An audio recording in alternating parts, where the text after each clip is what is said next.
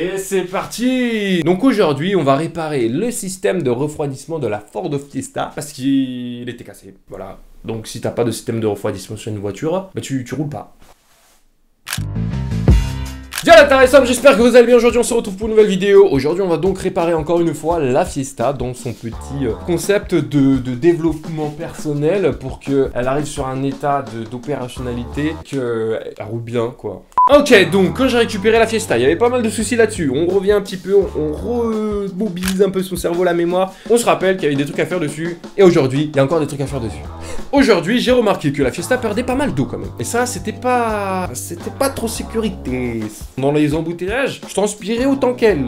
Rappelons-le nous, et ben la dernière fois on a déjà changé le thermostat de la Ford Fiesta parce que justement elle était trop ancien et du coup il n'envoyait pas le liquide de refroidissement sur le radiateur qui le permettait de se refroidir. Et là encore, on a un problème de chauffe. Donc voilà, j'ai trouvé la source du problème parce qu'il n'y a pas assez d'eau et parce que l'eau s'échappe quelque part et s'échappe par le vase d'expansion, le réservoir, autrement dit aussi. Et donc pour vous expliquer, un vase d'expansion, c'est donc là où vous allez remplir justement votre liquide de refroidissement et c'est aussi là que va passer la circulation de l'eau, du liquide de refroidissement, pardon. Donc la pompe va faire circuler dans le moteur, puis sur le radiateur, dans le thermostat, tac tac tac, et va revenir dans le vase d'expansion. Et là en l'occurrence, le mien ne faisait pas son travail, parce qu'il était percé. Et vous allez voir ça dans la vidéo d'ailleurs, vous allez voir que il suffit d'un rien pour abîmer un truc. Franchement, super chanceux pour moi, les pièces de Ford Fiesta, tu les trouves partout, pas cher.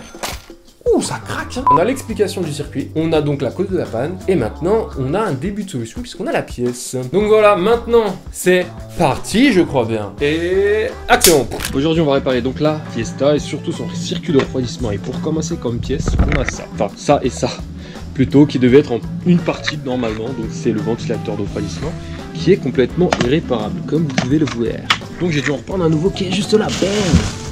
Donc voilà, on va installer celui-là qui est d'occasion, mais qui fonctionne toujours aussi bien pour commencer. Et ensuite, on va aussi changer le vase d'expansion qui est percé. Je vais vous montrer ça.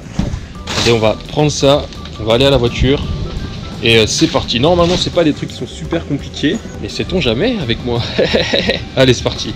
J'ai pas choisi la meilleure journée, mais au moins j'ai le chapeau de protection. Mais il fallait que je le fasse parce que vraiment je suis bloqué là. Je suis genre aucune voiture. Faut bien que je bouge à un moment, les gars. Surtout quand t'as une chaîne YouTube de voiture, faudrait avoir au moins une voiture qui roule. Je vous avoue, je compte pas m'éterniser longtemps sur cette réparation, je veux que ce soit vite et bien fait, et je pense que ça va le faire. Ne vous inquiétez pas, pour l'ordre, tout est désordonné, parce qu'on peut déjà démonter, merci pour moi d'ailleurs, l'ancien ventilateur que vous avez vu de l'autre côté. Et donc, voilà où il se place, le ventilateur. Il est là, tout simplement, et les supports. C'est juste ça, et ça renfraie, il n'y a même pas de vis au final, je crois bien. Donc je pense pas que ce soit très compliqué à faire. Et ensuite le vase d'expansion qui est là. Je vais vous montrer tout à l'heure parce qu'en fait il est percé en dessous. Véridique vraiment, genre là la hauteur elle roule pas, mais t'as du liquide ici qui coule. Donc tu vois pas parce qu'il fait 30 degrés, c'est déjà sec.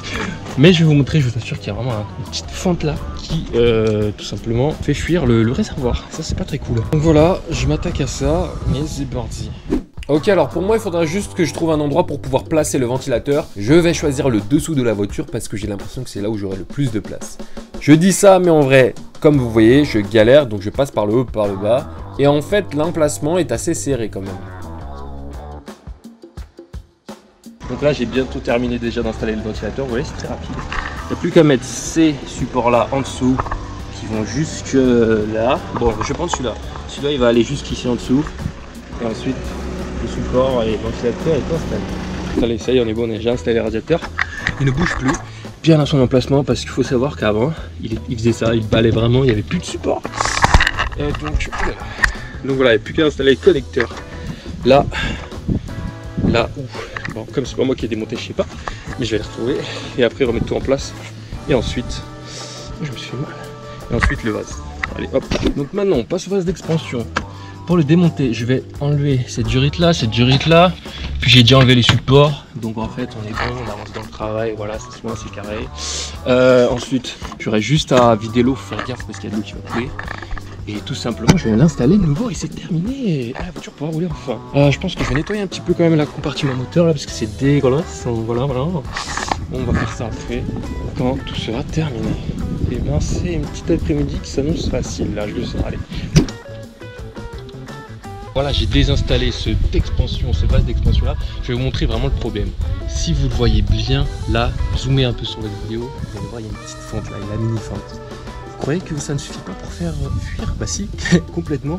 Juste cette fente là, elle a suffi à ce que, à chaque fois que je roulais genre une trentaine de minutes, en plus de ça, si vous rajoutez la chaleur et la pression dans le circuit de refroidissement, ça, eh ben, c'est bien plus qu'un petit filet d'eau qui part en fait. Donc je vais vous montrer le nouveau, il est vraiment très propre. En plus je suis trop content de l'avoir trouvé neuf parce qu'il est super propre. Et quand tu as des saletés comme ça dans ton vase d'expansion, c'est hyper compliqué, voire impossible de le nettoyer.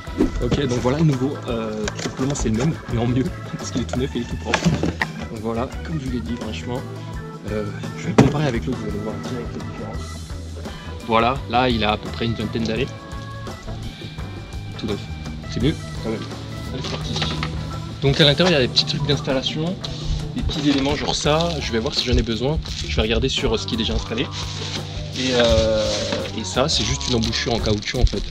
Ah, et des bouchons en caoutchouc. Je crois qu'il faut que je bouche un truc ici. Je bouche ici là. C'est parti. Autant pour moi, c'est pas des bouchons en fait, c'est juste des supports. Là, comme tu peux le voir, comme ça, il se tient bien droit. Et il vibre pas trop avec les vibrations de la baie moteur. Donc cool. Celui-là, je ne sais pas. Franchement, je sais pas. Je sais pas où le mettre. Je sais pas si ça se met non plus. Donc il y a juste une vis ici et tu as un support ici qui se met sur la carrosserie. Et quoi demander de plus? C'est dessus. Allez les amis. Paf. Sac. Je le mets ici, tout propre, tout beau. Ce serait bien si le reste du moteur était aussi neuf quand même. Donc petit tournevis, bien sûr, on n'est pas mis. Plaf plaf. Par contre là j'ai une sortie en trou là. Ah ouais, regardez bien.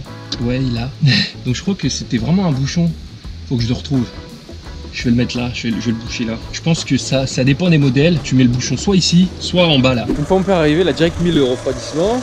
Donc en fait, c'est bon, il n'y a plus de fuite. Pour l'instant, on a démarré la voiture, on attend que ça chauffe.